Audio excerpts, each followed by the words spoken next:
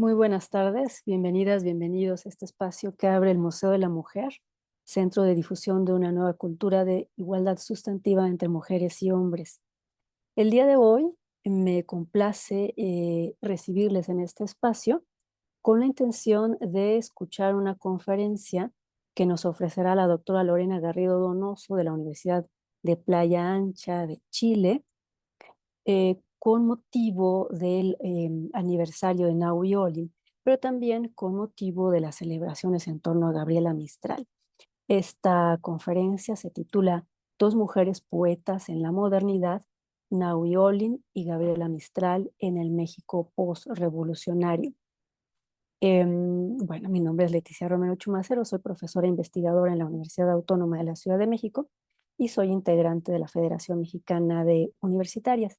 Y les decía pues que para mí es un gusto y un honor también presentarles a la doctora Lorena Garrido, cuya semblanza tendré el gusto de leer para que la conozcan un poco. La doctora Garrido Donoso es doctora en literatura, con mención en literatura chilena e hispanoamericana por la Universidad de Chile. Tiene un Master of Literature por la Universidad de Auckland. Ha trabajado como profesora e investigadora en Chile y en Nueva Zelanda. Actualmente es profesora asociada en la Universidad de Playa Ancha y profesora adjunta de la Universidad de Santiago de Chile. Su área de investigación es la poesía y la literatura chilena y latinoamericana en general, escrita por mujeres, desde un enfoque interdisciplinario, y ha realizado investigación de este orden a través de 3 proyectos de Fondesit, que es el equivalente en México al CONACYT. A partir del Fondesit de iniciación, titulado Subjetividad femenina e identidad cultural en la obra literaria y política de mujeres del México postrevolucionario 1920-1950, es que desarrolla su trabajo sobre escritoras mexicanas. Actualmente investiga sobre las mujeres en el surrealismo de este país. La doctora ha publicado los libros Gabriela Mistral, Manuscritos, Poesía inédita, Recopilación, Edición y Notas, y No hay como una contadora para hacer contar, mujer poeta en la obra de Gabriela Mistral. Entre sus artículos recientes se destacan La única, de Lupe Marín, un Bildungsroman femenino en el México de la posrevolución, Más allá del amor, cautiverio, subversión y sentido de sí en las cartas de amor de Naui Olin, hacia una estética de la discapacidad, enfermedad y subjetividad femenina en la poesía de Dulce María Loinás, y Dos mujeres en la modernidad, Naui Olin y Gabriela Mistral en el México postrevolucionario, que es justamente, como les indiqué con anterioridad, el tema que nos convoca el día de hoy. Así pues, le doy el espacio a la doctora Lorena Garrido Donoso para que tenga la gentileza de compartirnos sus comentarios y conocimientos en torno a estas dos escritoras, una de ellas chilena y la otra mexicana. Así que nos sentiremos como en casa en los dos lugares. Bienvenida, doctora. Gracias, Leticia, por la presentación. Gracias también al Museo de la Mujer por esta invitación. Me siento honrada de poder participar y colaborar aquí con esta pequeña, en realidad no tan pequeña, charla sobre Nahue Olin y Gabriela Mistral en el México de la posrevolución. Bueno, agradezco también al público, a las personas que se pueden conectar en este momento con nosotros, y les digo inmediatamente, les pido disculpas, esta presentación en términos gráficos es bastante rudimentaria, pero tengo aquí igual algunas imágenes que nos pueden de alguna manera ir guiando la conversación, ¿no? Bueno, ¿qué pueden tener en común Gabriela Mistral y Nahue Olin? A primera vista la respuesta es nada. No comparten nacionalidad, ni estilo de escritura, ni origen social, ni formación. Ni siquiera fueron amigas. ¿Qué me veo a mí intentar estudiarlas en conjunto entonces? Antes de la respuesta académica, quisiera comenzar con una historia personal. En dicha historia la poesía ocupaba un lugar central en mi experiencia literaria desde muy niña, y en ese sentido Gabriela Mistral lleva una ventaja.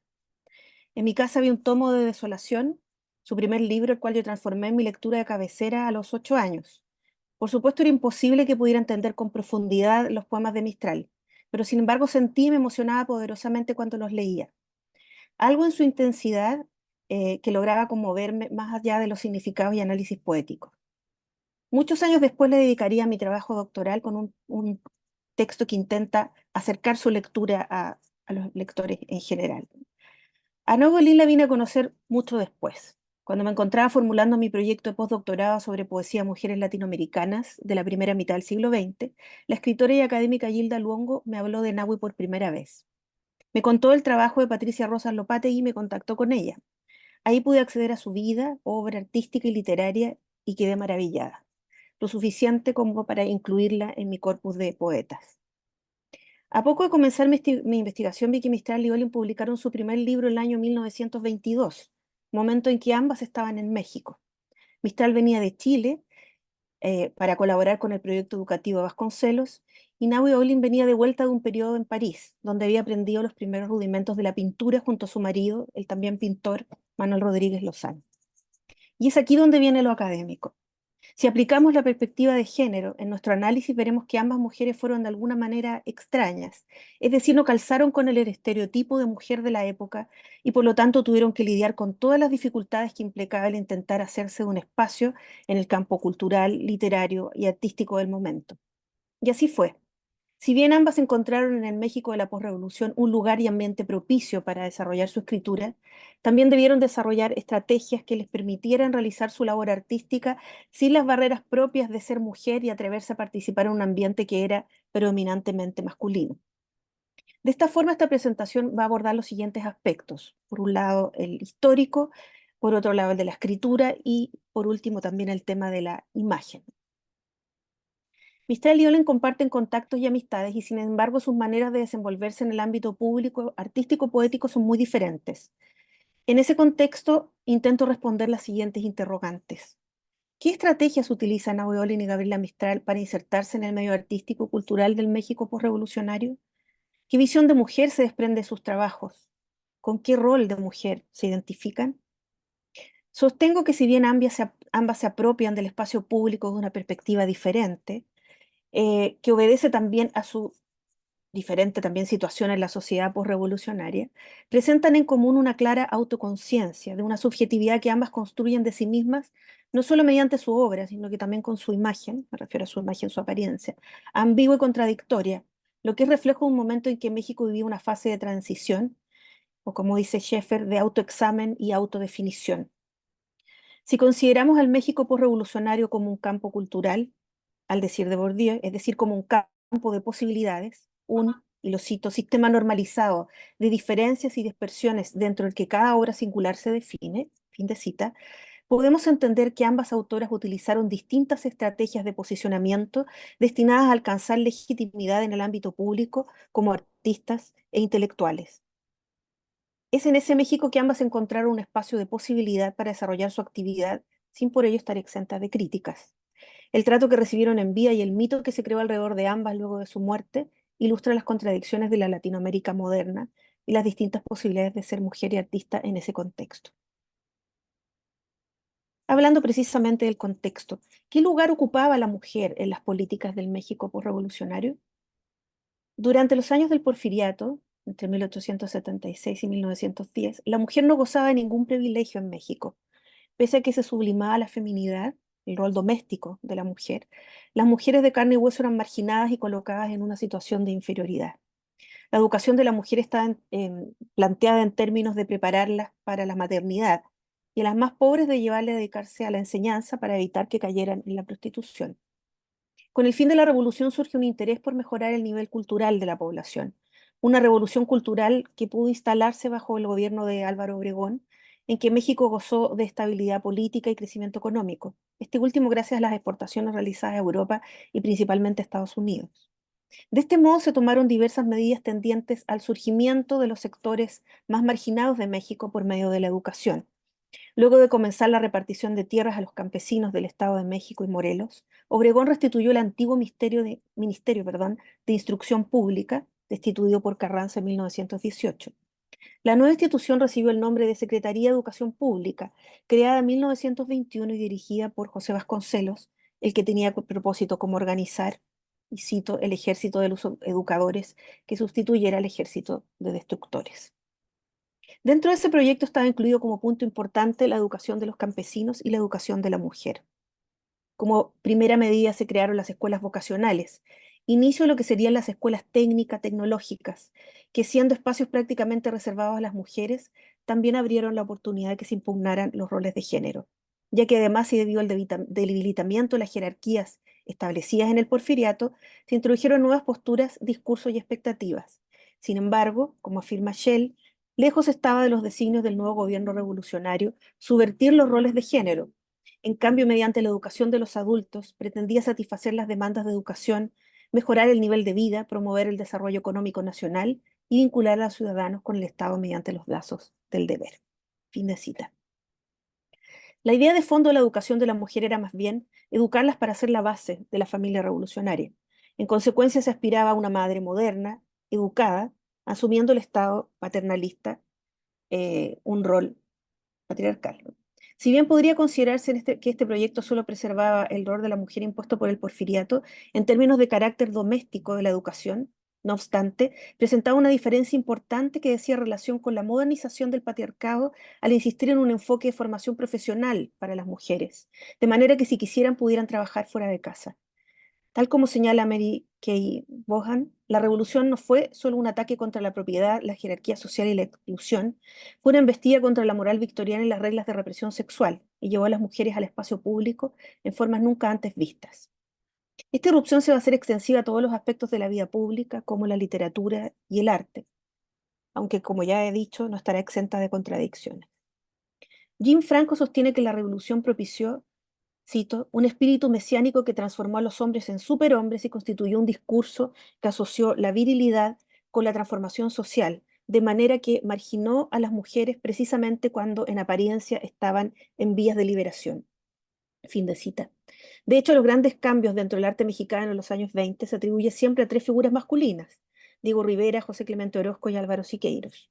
Sin embargo, hay coincidencia en admitir que hubo mujeres que rompieron con los límites impuestos por el patriarcado y que pese a las dificultades lograron hacer su lugar dentro del campo cultural mexicano. El caso de Lupe Marín, Nahui Olin, Frida Kahlo, Tina Modotti, Antonieta Ríos Mercado, entre otras. ¿Cómo llega Mistral, en ese momento maestra y directora de un liceo en Temuco, en el sur de Chile, a colaborar con el proyecto pedagógico de la Revolución? Dentro de los muchos mitos que rodean la figura de Mistral, todos los cuales, dicho sea de paso, la sitúan como una víctima sufriente o alguien muy afortunada, está el de que fue invitada a México. Es decir, fruto del azar a su favor, de una alineación especial de los astros, logró que dentro de todos los intelectuales que había en esa época en México y Latinoamérica, lograran invitarla a ella, que era al principio una completa desconocida para Vasconcelos. Claudia Cabello Hatt nos dice en su libro de 1918, Artesana de sí misma, Gabriela Intelectual, una intelectual en cuerpo y palabra, que, cito, el proceso de internacionalización de la obra y figura de Mistral empieza casi 10 años antes de su salida de Chile. Fin de cita. Y esto lo logra mediante sus publicaciones en prosa en los principales periódicos latinoamericanos de la época, como la revista argentina Atlántida y también Repertorio Americano en Costa Rica. Además, como indica Cabello Hat, las publicaciones en revistas y periódicos fuera de Chile, antes de su primera salida del país en 1922, fue de la mano con el establecimiento de relaciones epistolares con editores y escritores extranjeros. Estas redes que crea Mistral serán claves para su viaje a México. En el prólogo que el investigador chileno Roque Esteban Escarpa hace a la edición de 1979 de Desolación, deja bien en claro que el viaje de Mistral es gestionado por Enrique González Martínez y no por Vasconcelos. Elizabeth Horan, en el primer tomo de su libro recién publicado, Mistral, una vida, solo me halla quien me ama, profundiza las alianzas que operaron para lograr esta, entre comillas, invitación. Mistral quería dejar Temuco, donde trabajaba en el Liceo de Niñas, para mejorar sus condiciones laborales y dejar atrás la persecución que sufría por no tener el título de profesora. Un gran aliado en este propósito fue precisamente Enrique González Martínez, embajador mexicano en Chile en ese momento, médico, poeta y veterano de la Revolución Mexicana, con quien Mistral mantenía correspondencia antes de la llegada de este a Chile. También ayudó la publicación de un artículo sobre la poesía Mistral en el Semanario de Madrid, España, firmado por Carlos Pereira, a instancias de su esposa, la famosa y bastante leída María Enriqueta Camarillo. Joran detalla el intercambio de favores entre Mistral y González Martínez. Este último fue quien escribió a Vasconcelos y le habló de los deseos de Mistral de ir a México. Mistral vio en México la oportunidad de hacerse de una nueva identidad personal y escritural. Como dice Karen Benavente en su libro sobre Mistral, esto era una especie de invitación al viaje, a un viaje como cambio, que le iba a permitir descubrir los límites de su identidad también, los límites de su lengua, ¿no? En los 20 meses que Mistral estuvo en México, publicó Desolación, del año 22, su primer poemario editado en Nueva York, y en 1923 Lecturas para Mujeres, antología que le encargó la Secretaría de Educación Pública en este país. Además, terminó de escribir su segundo poemario Ternura, de 1924, publicado en Madrid. Parte importante de Los motivos de San Francisco, que se publicó el año 65, y también colaboró en la antología dirigida por José Vasconcelos llamada Lecturas Clásicas para Niños, de 1924. Mistral escribe el libro Lecturas para Mujeres, que es como la obra que se conoce más dentro de las que ella publica, eh, trabajando, digamos, para el gobierno mexicano, em, para el colegio que lleva su nombre. En el prólogo, hecho para educar a las madres de la familia revolucionaria, deja en claro el objetivo que tenía ese libro y su importancia. Em, Siento lo que anoto una de mis inquietudes espirituales más vivas por la juventud femenina de mi América. Me ha sido alegría el que la escuela que lleva mi nombre sea una escuela hogar. Ha sido también faena gozosa reunirla en estas lecturas, en las cuales la primera sección, hecha con más cariño que ninguna, está destinada a robustecer ese espíritu de familia, ennoblecedor de la vida entera y que ha vuelto grandes a los pueblos mejores de la tierra. Me acabo de dar cuenta que no he ido pasando las diapositivas, pero ahí está Enrique González Martínez, quien es el principal gestor de la ida de Mistral a México. Ahí hay una foto precisamente de Gabriela Mistral en México, ella está allá atrás. Bueno, esta es un poco borrosa, de Mistral y Vasconcelos. Mistral está ahí sentada, es la más grande de los que están sentados, y Vasconcelos estaría, digamos, a la izquierda de nosotros como espectadores, ¿no? Bueno, y estos son los libros que publica en la época en que está en México: Desolación, el año 22, y el libro que le encargaron hacer, digamos, para la escuela, Gabriela Mistral, Lecturas para Mujeres. Aquí está precisamente lo que acabo de leer, ¿no? Lo que ella escribe, digamos, la importancia y el objetivo de este libro. Mistral se refiere a la primera sección del libro titulada Hogar, cuya selección de textos y propósitos apoya la idea de la maternidad como central para la mujer, coherente con el propósito de la administración de Vasconcelos a este respecto. Por esa misma postura y su visión diferenciadora de la educación, es que Mistral fue criticada como antifeminista, pese a que las propias feministas habían utilizado el rol preponderante que se daba a la maternidad para lograr espacio y poder en la esfera pública. De acuerdo con Rubí de María Gómez, hubo incomprensión al proyecto de Mistral, que lo que buscara era rescatar aquellos valores propios de la mujer, su diferencia. La propia Mistral ve la necesidad de defender su elección en el prólogo a lecturas. He observado en varios países que el libro de lectura se destina a hombres y mujeres en la enseñanza primaria y en la industrial. Es extraño. Son muy diferentes los asuntos que interesan a niños y niñas. Siempre se sacrifica en la elección de trozos la parte destinada a la mujer, y así ella no encuentra en su texto los motivos que deben formar a la madre, y sea profesionista, obrera, campesina o simple dama, su única razón de ser sobre el mundo es la maternidad, la material y la espiritual juntas, o la última, las mujeres que no tenemos hijos. Esta maternidad espiritual, término que ella utiliza para referirse a las mujeres que no tienen hijos, es, como le he señalado en mi libro sobre su poesía, parte importante de su proyecto. La idea de que las mujeres, especialmente las maestras, tienen un rol moral superior respecto de todos los seres humanos, por poseer compasión por los demás, fortaleza y una capacidad para establecer relaciones solidarias y fraternas. Es algo que se ve también, digamos, en la misma poesía de Mistral, de esta época. La idea de una educación moral, a juicio de Mistral, el rol de la mujer como madre, maestra, es algo que compartía con Vasconcelos. Ellos observan cada una de las lecturas para mujeres en sus secciones: Hogar, México y la América Española, Trabajo, Motivos Espirituales, Naturaleza. Como ya había notado Elvia Montes de Oca el año 2000, si bien se incluyeron autores de diversas épocas y lugares, tienen en común su carácter axiológico y los valores humanos que en ellos se exaltaron, valores presentados como tácitamente válidos para todo tiempo y lugar. Entre esos valores se encuentra el amor al trabajo, la honradez y la dedicación en él, el patriotismo, el amor a la naturaleza y a los demás. Hay también un importante latinoamericanismo subyacente en los textos elegidos, así como en la cantidad de autores latinoamericanos que sobrepasan a los europeos. Mistral se ocupa además especialmente por la mujer campesina, preocupación que es anterior a su ida a México y que se observa en poemas como La mujer fuerte, ya incluidos en Desolación. En Lecturas para Mujeres esta preocupación se observa en su interés y admiración por la mujer indígena de México, reflejado en un artículo escrito por la propia Mistral, Silueta de la India Mexicana. En este sentido, ella, como mujer nacida en el campo y consciente de las limitaciones que eso implica a causa de la discriminación geográfica que sufre su pueblo, tenía principal empatía por esta parte del proyecto de Vasconcelos de educar sobre todo a los campesinos, siendo para Mistral la mujer y los niños su prioridad.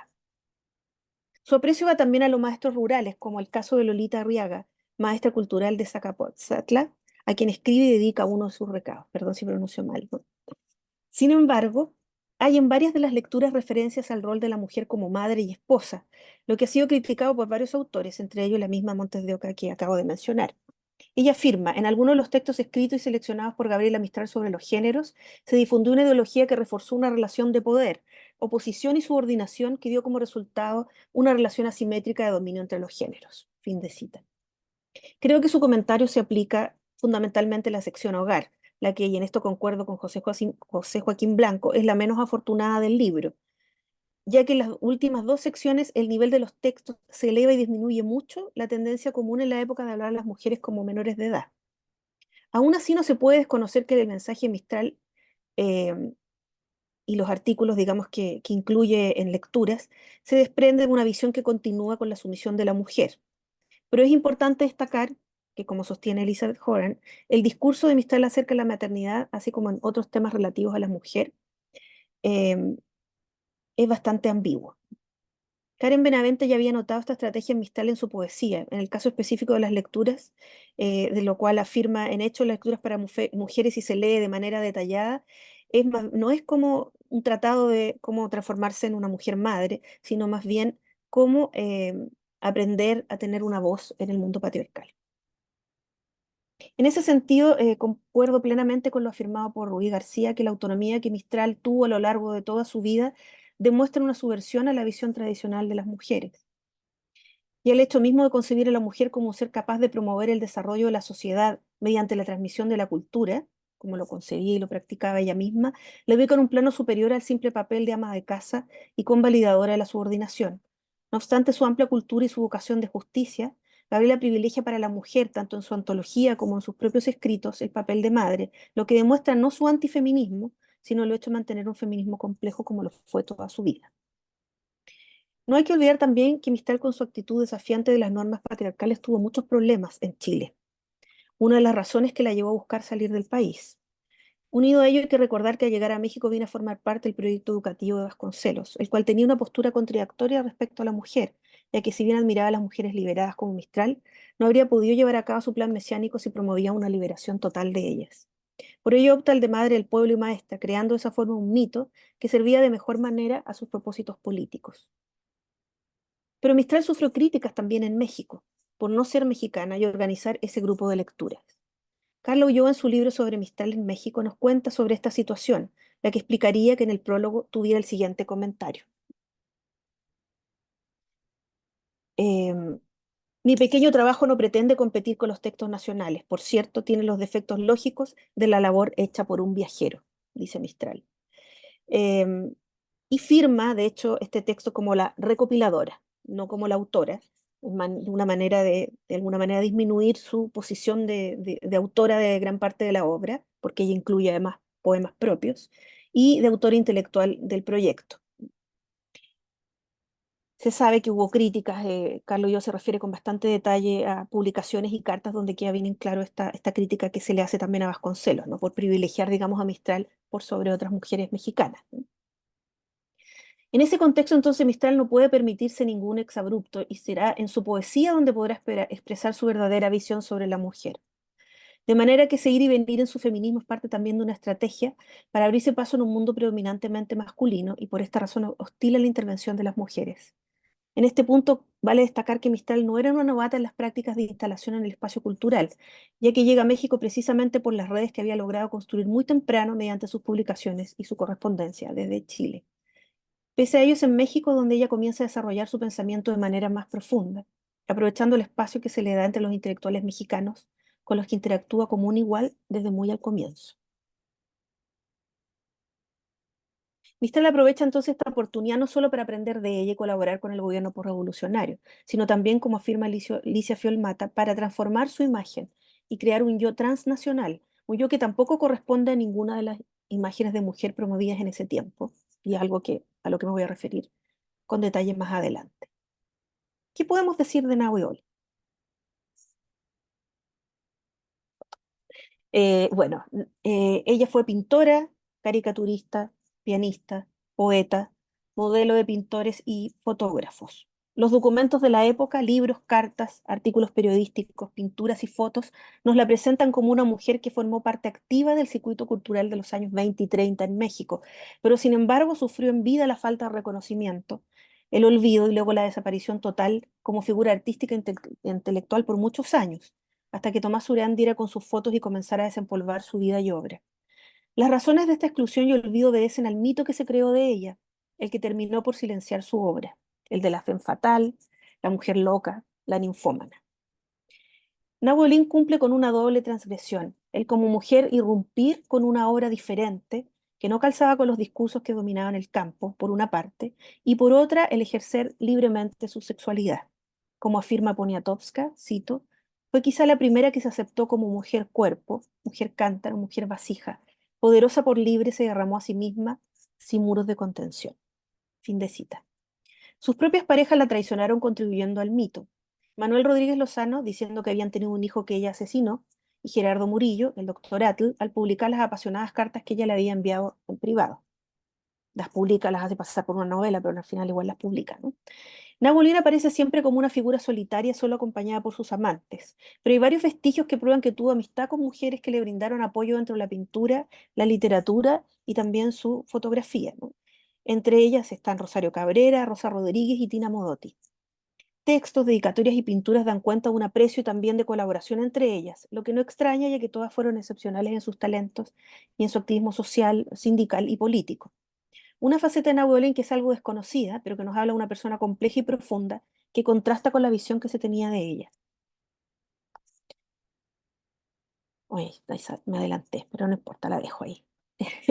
Carmen Mondragón nació el 8 de julio en Tacubaya, México, en 1893.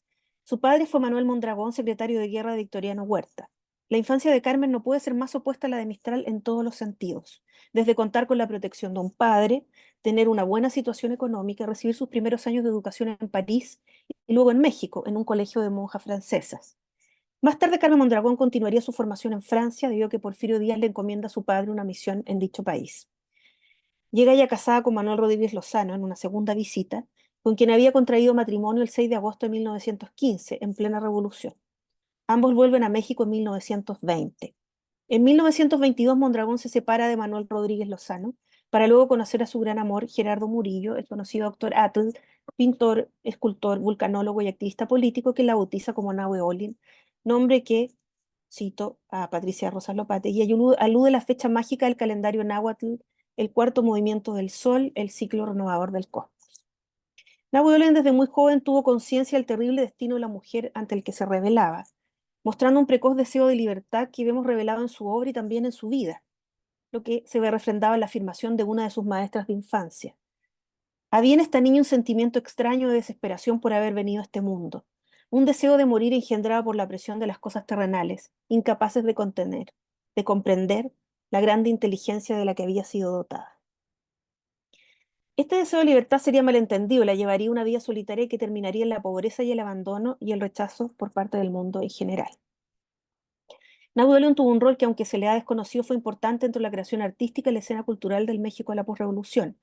Lo hizo, como dije, desde la pintura, la poesía y la fotografía. Al igual que Mistral participa también del proyecto educativo de la Secretaría de Educación Pública, al ser nombrada profesora supernumeraria de dibujo y trabajos manuales del Departamento de Bellas Artes. Este trabajo lo conservará toda su vida. Su pintura, sin embargo, no ha sido valorada en su total dimensión, debido a que se ha calificado como de un estilo naif, lo que la ha relegado a un segundo plano. Ahí está una foto de Nahuelin y el doctor Atl. Ahí tenemos un ejemplo de su pintura, ¿no? Uno de sus autorretratos. Sin embargo, hay en ella una importante dimensión indigenista que recoge la vida campesina por medio de diversas escenas tanto de la vida cotidiana como de las festividades típicas del campo. Nuevamente, como ocurre con Mistral, parece haber una incomprensión de la intención y el fondo de la pintura de Nahuel, rebajarla y considerarla infantil, sin reparar que los motivos de la misma eran completamente acordes a lo que predominaba y se proponía desde el gobierno mexicano como la labor que la pintura debía tener en el rescate de la mexicanidad. Su poesía, en cambio, fue recibida con mayor entusiasmo a juzgar por el interés que recibió Óptica Cerebral, publicado en 1922. Aún así, la crítica, que a ratos parece positiva, no deja de ser bastante misógina, ya que alude a sus atributos físicos más que a su poesía. Y si no se hace alusión a su belleza o a sus ojos, las críticas positivas se relacionan con elementos que son considerados masculinos, como la siguiente. Cito: prescindiendo de los alardes puramente tipográficos y la audacia de la forma que va acorde con las nuevas tendencias, contiene este libro ideas altas y nobles, expresadas en el lenguaje viril que en nada trasluce el alma femenina de su autora. Así, cuando aparece Óptica Cerebral, Luis Newell, en su crítica a este libro, dice: los colores del doctor Adl y un prólogo suyo han contribuido a despertar la curiosidad de leer, es decir, restando eh, el absoluto valor al trabajo de ella. Luego agrega: indudablemente esta criatura está posesa, en ella hay algo que la distingue de nuestras escritoras. Luego califica su prosodia de rara, pero aclara más adelante que el reino de Nahui Olin no es de este mundo. Por su parte, José Gorostiza escribe: sin duda la prosa es incorrecta pero cuidada, nerviosísima, pero una feminidad evidente que contrasta con lo profundo de los temas. Dice más adelante sobre otro de sus libros, del libro que publica el año 23, Calimón, Je suis dedans, José Joaquín Gamboa: ¿quién es Nahui Olin? Una mujercita, la que todavía sin que se enfade se le puede preguntar su edad. Una mujercita nerviosa que tiene 21 años, ojos azules y cabellos rubios. Tan azules los ojos que más que el seudónimo azteca meritaría un nombre niveluco. ¿Mm? Como ven, las críticas eh, intentan, yo creo, en su lógica, digamos, masculina, hacer una especie de elogio, pero que finalmente no son todo lo contrario, ¿no? Em, la recepción de su obra, entonces, tanto pictórica como literaria, nos muestra que pese a la ayuda que le da a alguien tan conocido y respetado en el ambiente como el doctor Atl, no le garantizan un lugar reconocido dentro del campo cultural. En ese sentido, el haber servido modelo a los pintores más importantes la transformó en ícono de belleza y sensualidad que le jugó en contra dentro de un ambiente donde, como vemos, solo lo viril puede estar relacionado con lo profundo y con lo relevante. Como sostiene Bourdieu, el concepto de virilidad es relacional, construido anti para los restantes hombres y contra la feminidad, lo que revela un poco un miedo a lo femenino. Se observa, digamos, también por el tipo de adjetivos que utiliza. Dentro de este panorama cargado de falocentrismo es que aparecen como un oasis las críticas hechas por una mujer guatemalteca, Rosa Rodríguez López, quien nació en el seno de una familia acomodada de Ciudad de Guatemala. Cuando todavía era una adolescente, organizó la Sociedad Gabriela Mistral, que presionó con éxito para la admisión de las mujeres en las universidades guatemaltecas. Rechazando su estatus de elite, fue a Ciudad de México en su adolescencia para estudiar la carrera de periodismo. Mientras estuvo allí, también escribió poesía. Se casó con Ángel de León, un artista, y en 1927 se mudaron a la ciudad de Nueva York. Patricia Rosa Lopategui nos cuenta que Rosa Rodríguez conoció a Ana Hueolin y a Diego Rivera y que publicó ella misma un libro de poemas durante su estadía en México. Cito: se convirtió en una de las pioneras del movimiento chicano en defensa de los derechos civiles de los trabajadores hispanos en Estados Unidos, de 1930 hasta que fue deportada en 1950. Pero ya antes de llegar a México participaba de la página femenina del diario Guatemala. Desde allí escribió varias críticas dedicadas a la poesía de Nahui Olin. Allí reconoce que, cito: no hay un crítico para Nahui Olin porque ella es toda una nueva constelación, un faro luminoso que no recuerda nada que no ha existido nunca. Nahui Olin es un poeta nuevo, demasiado intenso y demasiado grande. Nótese que igual usa la palabra de poeta en lugar de poetisa, que era la que se usaba entonces, y que, a diferencia de los críticos hombres, Rodríguez analiza en detalle varios poemas de Nahui, identificando aquellos que tocan el tema de la excesiva conciencia en un mundo opresivo, ¿no? también utiliza adjetivos masculinos para referirse a ella. Rosa Rodríguez agrega luego, vemos en ella la profunda y asombrosa visión del presente y del futuro, la paz y la libertad de las mujeres. La posteridad le hará justicia más gloriosa a Nahui Olin, hoy tal vez incomprendida por una mayoría abrumadora. En ese sentido tuvo razón, fueron proféticas sus palabras, porque afortunadamente a Nahui Olin se la ha estudiado ya a partir de algunos años de otra forma, ¿no? Luego ya en México en el año 1927 le dedica otra columna, la que sostiene, su poesía es intensamente filosófica, profética, desconcertante, desata los violentos arranques del genio y la seguridad del convencido. A nuestro juicio, Nahuel es la escritora más sincera y personal de América. Cuando llega a ser comprendida su vigorosa mentalidad, será orgullo de la gran nación azteca. Esta crítica no solo valía la escritura de Napoleón, sino que la comprende al analizar sus poemas en profundidad, que no puedo acá reproducir por temas de extensión, sin quedarse en lo superficial. Por lo tanto, dentro de la crítica es otra mujer la única que parece haberla comprendido, una mujer que también fue activista social, feminista, poeta, y que como extranjera se sale del marco patriarcal que dominaba el campo cultural y las relaciones sociales en México. Otra relación que también fue importante es la que estableció con Tina Modotti y en su momento con el fotógrafo Edward Weston, que era pareja de Tina Modotti en esa época, ¿no? Los conoce el año 23, luego de la exposición fotográfica que organizan Tina y Weston en el Aztec Land. Como indica Margaret Hooks, la exposición de Aztec Land marcó el debut de Tina y Edward en el dinámico bullicio de la vida bohemia de Ciudad de México.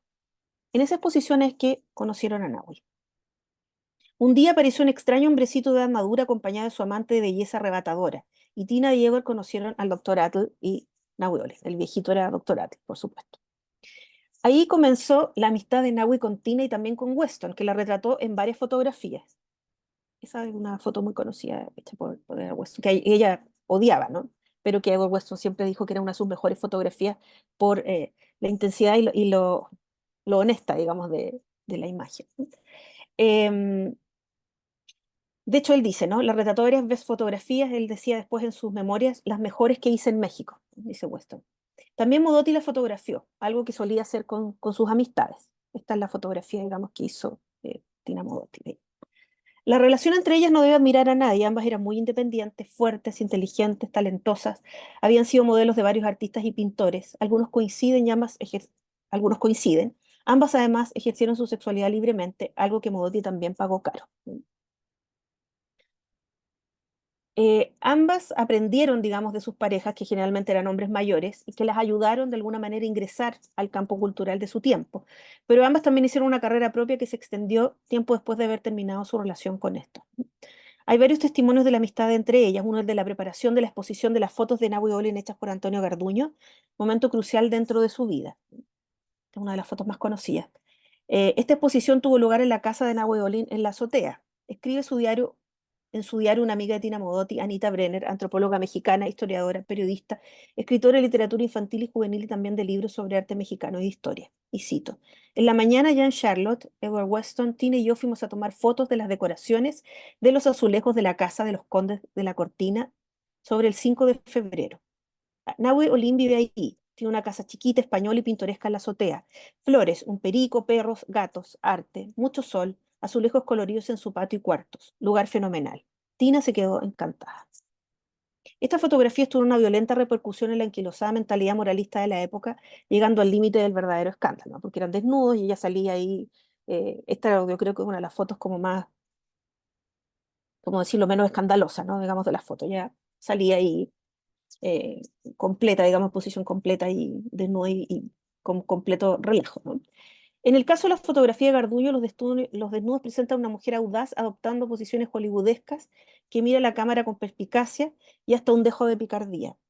A través de estas fotos, Nahui Olin finalmente imita el espacio artístico en el que puede circular, pues su presencia histórica, perdón, limita, se mide por la performatividad de su propio cuerpo captada por los lentes de Garduño y Weston, subordinando la dimensión cualitativa y contextual de sus pinturas y caricaturas. En realidad, esta exposición es tal vez la que le hizo más daño en términos de lo que iba a ser después su reputación, ¿no? Todo el mundo se acordaba después de la foto, etcétera, y su obra pasó a un segundo, casi tercer plano.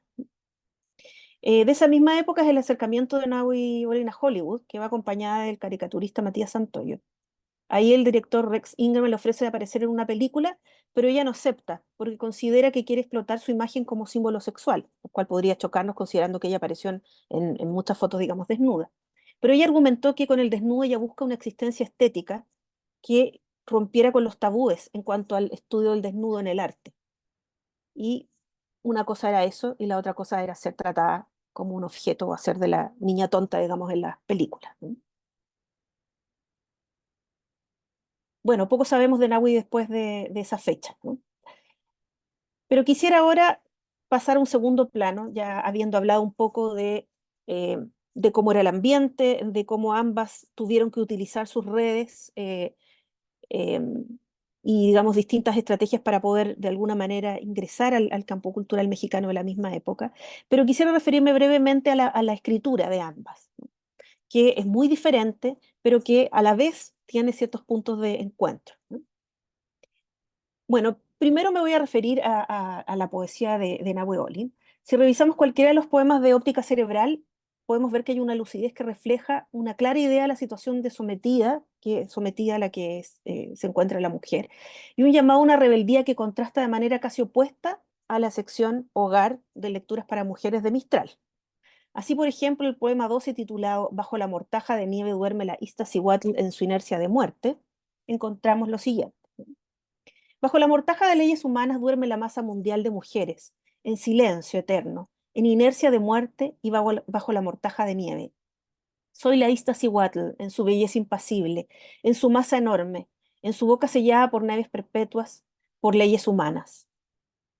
Más dentro de la enorme mole que aparentemente duerme, y solo belleza revela a los ojos humanos, existe una fuerza dinámica que acumula de instante en instante una potencia tremenda de rebeldías, que pondrán en actividad su alma encerrada, en nieves perpetuas, en leyes humanas de feroz tiranía, y la mortaja fría de la Iztaccíhuatl se tornará a los atardeceres en manto teñido de sangre roja, en grito intenso de libertad, pues bajo frío y cruel aprisionamiento ahogaron su voz.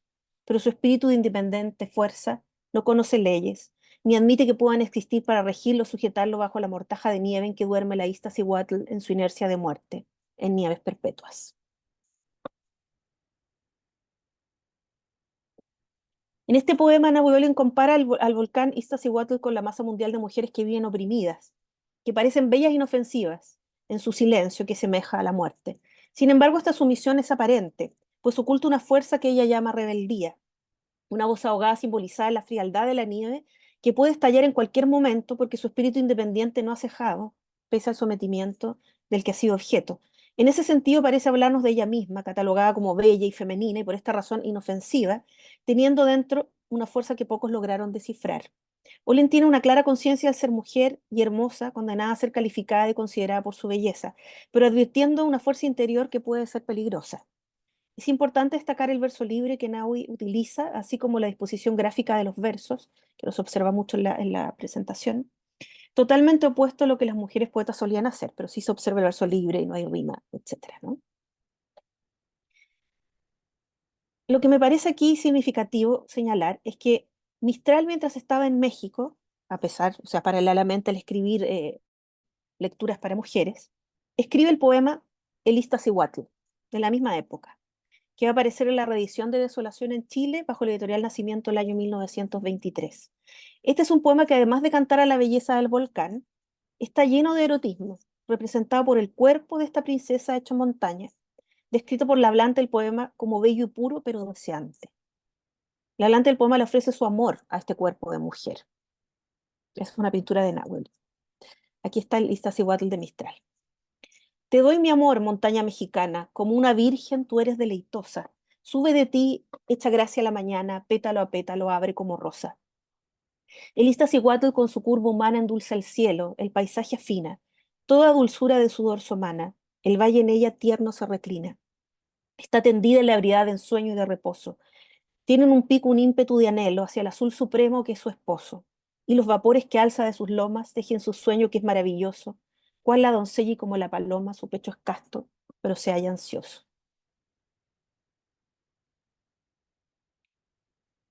Veo como un punto de coincidencia el hecho que hayan escrito un poema, el mismo, digamos, título a la misma con la misma, digamos, motivación, y detrás también están estos mismos valores, digamos, eh, que son de alguna manera antipatriarcales, ¿no?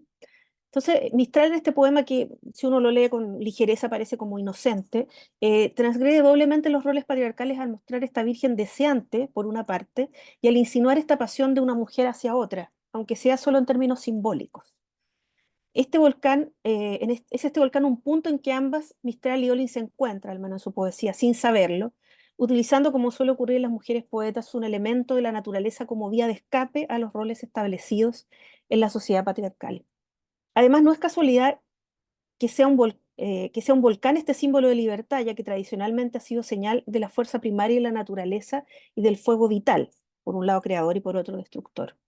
Esa capacidad de destruir y crear nuevamente aparece también en ambos poemas. Por último, me quiero referir al tema del cuerpo y de la imagen en el caso de ambas. Es un aspecto que puede parecer superficial, pero que en realidad no lo es, ¿no? Em, Porque las fotografías, que eran de gran importancia en esa época, nos dan de alguna manera pistas sobre la construcción que cada una hizo de su imagen pública. En el proyecto postrevolucionario se propició y difundió una imagen de lo que debía ser mexicano, y esta imagen se refería no solo a ciertos valores, sino también a una apariencia. En su libro Imaginen la chica moderna, Johannes Hirschfeld resalta la importancia de lo visual para crear una imagen de nación, particularmente en un México que aún contaba con una alta tasa de analfabetismo. Influido por Estados Unidos y apoyado por los medios de comunicación, se produjo una cultura visual sobre el imaginario de lo que la mujer debía ser. Se intenta mediante esta imagen forjar una subjetividad femenina y un cuerpo femenino acorde a la mujer moderna mexicana. En este sentido, la publicidad juega un rol importante en la difusión de una imagen de mujer, creando necesidades para ellas, particularmente en vestuario y artículos para el hogar. Pese a ello, aparecía a la vez también una mujer que manejaba su propio automóvil, símbolo de independencia, y de una nueva identidad social ligada a lo extranjero. ¿Qué lugar ocuparon Gabriela Mistral y Nahui Olin en este nuevo imaginario de mujer? A simple vista, Nahui Olin podría fácilmente ser clasificada como una flapper,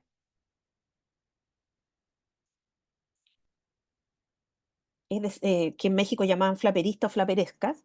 Correspondía no solo a una imagen, sino también a una actitud, ¿no? Es una mujer que rompe, una mujer que se desarrolla después del periodo de la Primera Guerra Mundial y que rompe, digamos, con los esquemas establecidos con respecto a la situación de la mujer, ¿no?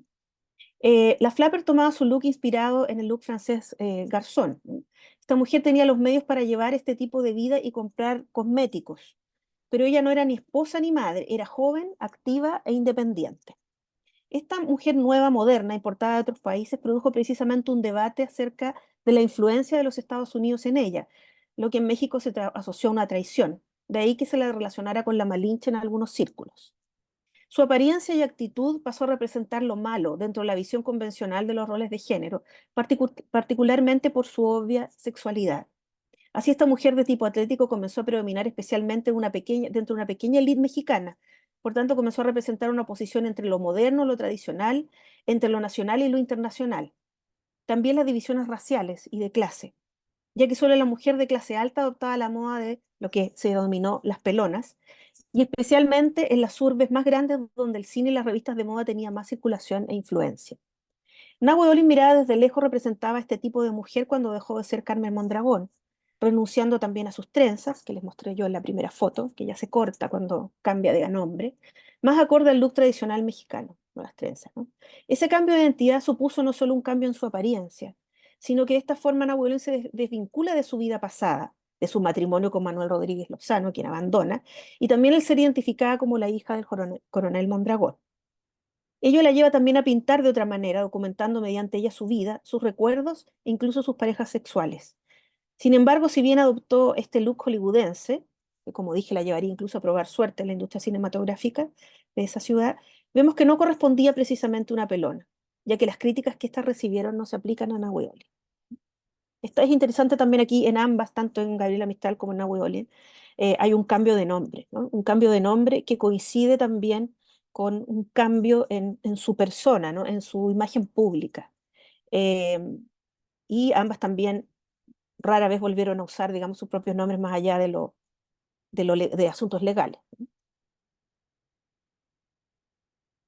Bueno, en primer lugar, la crítica a la renuncia a lo nacional que le adjudicaba a las pelonas al renunciar a su pelo largo no debería aplicarse en Nahuel en que adopta un nombre que si bien no es un nombre propio azteca, sí es un término del náhuatl, ¿sí?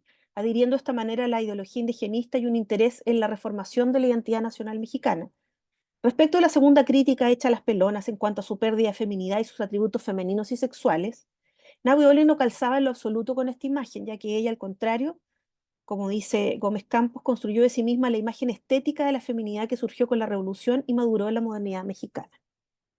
Por lo tanto, Ana Budoli no sería una simple flapper, pero tampoco una pelona. Hay de hecho una contradicción entre sus escritos claramente feministas y su rol de modelo de fotógrafos y pintores, tal vez una de las posiciones más objetivizantes para una mujer. Sin embargo, ella tomó esta labor como parte de su actividad creativa, como lo consigna en su poema Pozo para los artistas, donde demuestra una clara autoconciencia. Esto no lo puse porque era un poco largo, pero lo leo rápidamente. Yo poso para los artistas que hacen cuadros siempre nuevos, cuando poso, y todas las veces que yo soy otra cosa que ellos no han visto todavía. Y ellos se atormentan con nuevos cuadros que pintan para hacer una sola cosa, que es mi espíritu derramado, es mi cuerpo escapándose por mis ojos.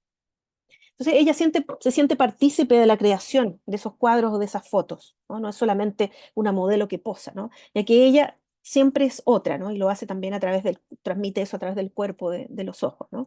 Lo ve como una entrega espiritual por medio del cuerpo y la mirada. En ese sentido, ella no reproduce la visión de mujer sometida, o al menos no era su intención. Em, Concuerdo en ese sentido con Rubí Gómez Campos, para quien, si bien Nahui estaba consciente de su belleza y lo que provocaba, podemos deducir que su inteligencia y capacidad creadora le permitieron ver que el ambiente frivolidad y la imagen de ella misma como objeto sexual no la satisfacía, ¿no? De ahí que ella rechaza, digamos, la oferta de Hollywood, ¿no? No permitió que su espíritu estuviera limitado por su belleza. Ahora bien, volviendo al tema de las pelonas, si bien hubo resistencia en un comienzo a aceptar su apariencia, poco a poco comenzaron a ser un símbolo de la revolución. Pero es precisamente aquí donde vemos la contradicción acerca de la imagen de la mujer que promovía el Estado.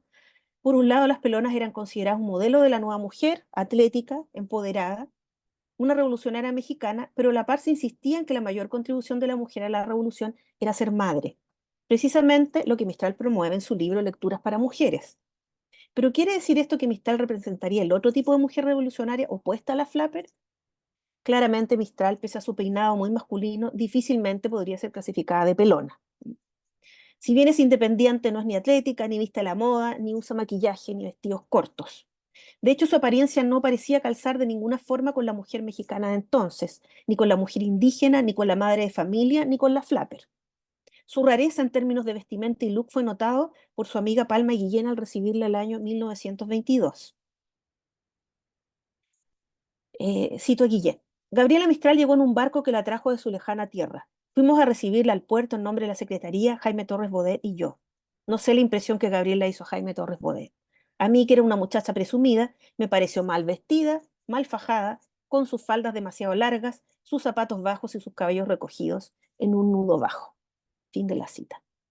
Esta primera impresión deja en claro lo inapropiado fuera de lugar de la imagen de Mistral al llegar a México. No obstante, la acogida que le da esta nueva tierra le permite rodearse de intelectuales y artistas que le integran, aminorando su discordancia en términos de imagen.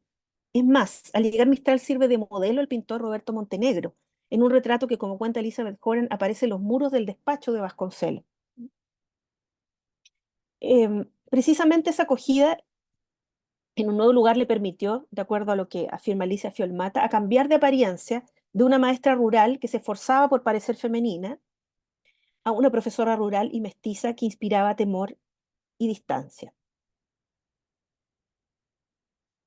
Y dice Fiolmata que, claro, las fotos que se hicieron de Mistral en Chile parecen hechas por fotógrafos más bien amateurs, pero que en cambio en México eran fotógrafos profesionales, donde de alguna manera se trata de hacer, de publicitar una imagen de Mistral como intelectual, ¿no? Em, Y en ese sentido, ese look que ella adopta es un look bastante masculino, ¿no? Em, Ahora, para Lisa Fiolmato hay algo que yo no concuerdo plenamente con ella, es que Mistral haya utilizado, digamos, este tipo de atuendo para mostrar claramente su diferencia sexual, ¿no? Y lo firma basado en precisamente cómo fue tan celosa de su intimidad, independiente que hoy sepamos, digamos, toda, digamos, su vida personal, ¿no? Ella negó ser lesbiana muchas veces y Doris Dana trató de ocultar sus documentos privados hasta el final. O sea, había un esfuerzo ahí por no, como diríamos hoy en día, salir del closet, ¿no? Por lo tanto, no creo que haya sido eso lo que ella haya estado tratando de reflejar, sino que más bien este cambio de imagen es una estrategia, como lo dicen también otras autoras como Claudia Cabello, eh, para ser respetada en un ambiente que si bien incorporó a varias mujeres era todavía muy machista. Mistral sabía que no era bonita ni poseía rasgos finos ni un cuerpo grácil, que es lo que normalmente se asocia a lo femenino. Tampoco provenía de una buena familia, como en el caso de Naomi Bolin. Por tanto, trató de usar la estrategia contraria al explotar su lado masculino, lo que, como hemos visto en el caso de las críticas literarias a Naomi Bolin, va asociado a la sabiduría y la profundidad, que era por lo que Mistral quería ser conocida y reconocida. Em, También hay una cosa que es importante y es que más allá de lo cristiano, hay también una visión de la simpleza, de la sencillez y humildad que ella toma de las religiones orientales, ¿no? Eso la llevan a usar joyas, ni adorno alguno, ni siquiera cuando va a recibir el Nobel, ¿no? No va con ningún collar, ni nada, ni maquillaje, ni nada de eso, ¿no?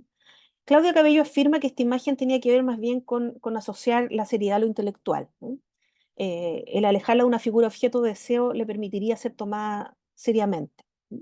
Aún así fue tachada de antifeminista y criticada por eso, ¿no? Así como Nahui Olin fue desacreditada por su belleza, Mistral lo fue por su falta de atractivo.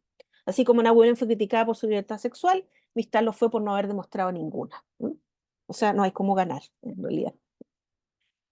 Eh, bueno, para ir cerrando esta presentación, resumiendo un poco las ideas principales, el periodo postrevolucionario en México incorporó de manera activa a la mujer en su política educacional y laboral. Sin embargo, el mensaje que enviaba era ambivalente en términos de su rol y apariencia. Gabriela Mistral y Napoleón comienzan su vida literaria y pública en México en 1922 y mediante distintas estrategias se apropian de un espacio que contempla su escritura, su labor pública y su imagen. Mistral es una extranjera y utiliza esa condición para reinventarse, explotando su lado masculino como estrategia para ser respetada y valorada a la par que sus colegas hombres. Discursivamente adopta una visión que reproduce la propuesta del gobierno de Obregón para la mujer, consciente también de que trabajaba para él. Sin embargo, su vida privada no calzaba con esa imagen sumisa y tampoco lo hace su escritura poética posterior, ni siquiera en Desolación. Nahuelón en la vereda contraria explota su belleza y sensualidad como una forma de asumirse como mujer libre y dueña de sí y de su cuerpo, no alcanzando tampoco ninguno de los roles que la sociedad de su tiempo le tenía reservado. De manera que ambas son figuras que generan rechazo e incomodidad, incluso entre las propias mujeres y las feministas por razones distintas. Sin embargo, la incomodidad que generan sus figuras es también augurio de una mujer nueva con conciencia de sí, cierta de la necesidad de una estrategia para tener un lugar en el mundo y un tiempo contradictorio, que se abre paso a la modernidad y la lucha entre lo tradicional y lo nuevo. Y si bien ha pasado la historia más bien por mitos creados a partir de sus vidas privadas, ambas ocuparon un lugar en el México postrevolucionario, tierra y momento de contradicciones, en su intento por conjugar su tradición y pasado con la naciente modernidad. Muchas gracias. Al contrario, doctora, muchas gracias a usted por la presentación. Eh, Debo decir que siempre ha llamado mi atención al ver las fotografías de Naui, las fotografías que le hicieron a ella, donde ella posa, llama mi atención un detalle que no me parece menor, y es que a diferencia de otras modelos de la época que miran hacia la cámara con cierto dejo de coquetería, sonríen, ella no lo hace.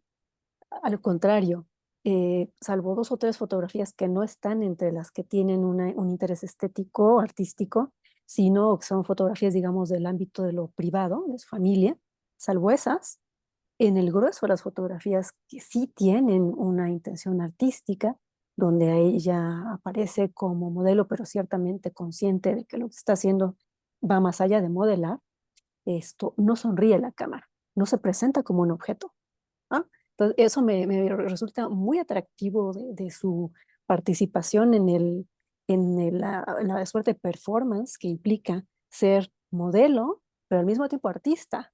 No solamente estoy ahí para ti, estoy para ti, pero estoy también creándome como imagen, ¿no? Entonces, bueno, eso me llama mucho la atención en el caso de esta escritora y pintora y ciertamente también modelo y también profesora. para cuando se inaugura una de las exposiciones, tengo entendido que es la exposición que se hace de las fotografías de desnudos que causaron un particular escándalo.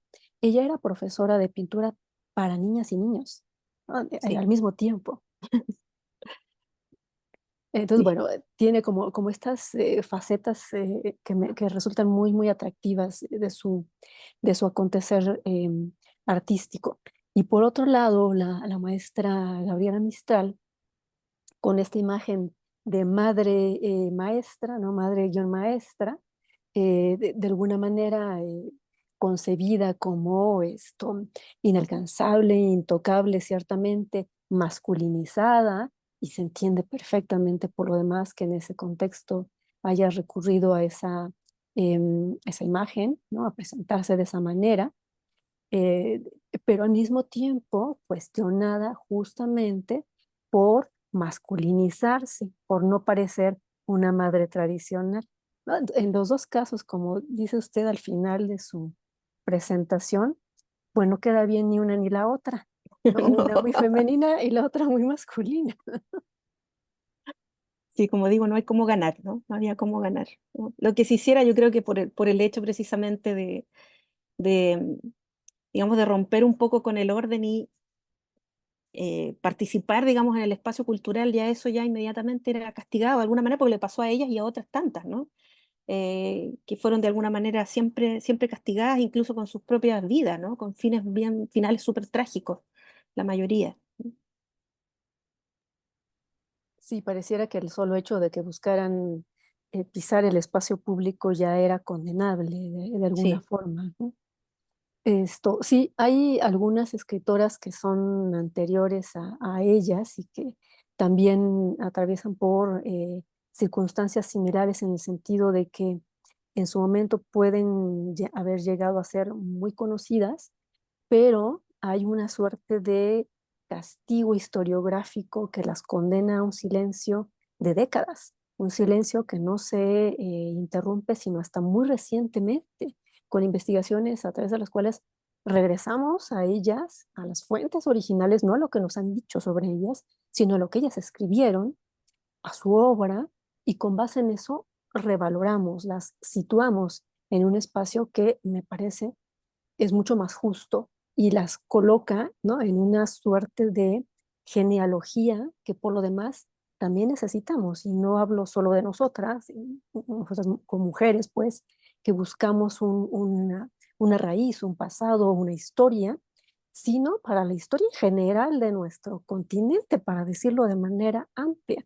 Si no las consideramos también a ellas, pareciera que esto, ese pasado no solo no existe, sino que no tiene importancia, y la importancia que tiene es enorme. Son señales en medio del camino, ¿no? Nos marcaron, nos trazaron una gran cantidad de recovecos por donde salir de ciertas, acá diría una filósofa mexicana queridísima, la doctora Marcela Lagarde, ciertos cautiverios de las mujeres, ¿no? sí. Entonces, bueno, recuperar estas historias es excepcional. Así pues, doctora, le agradecemos una vez más su presencia en este espacio. Esperamos que no sea la última ocasión y que en otras ocasiones también nos ilumine acerca de otras escritoras de este continente que merecen ser retomadas.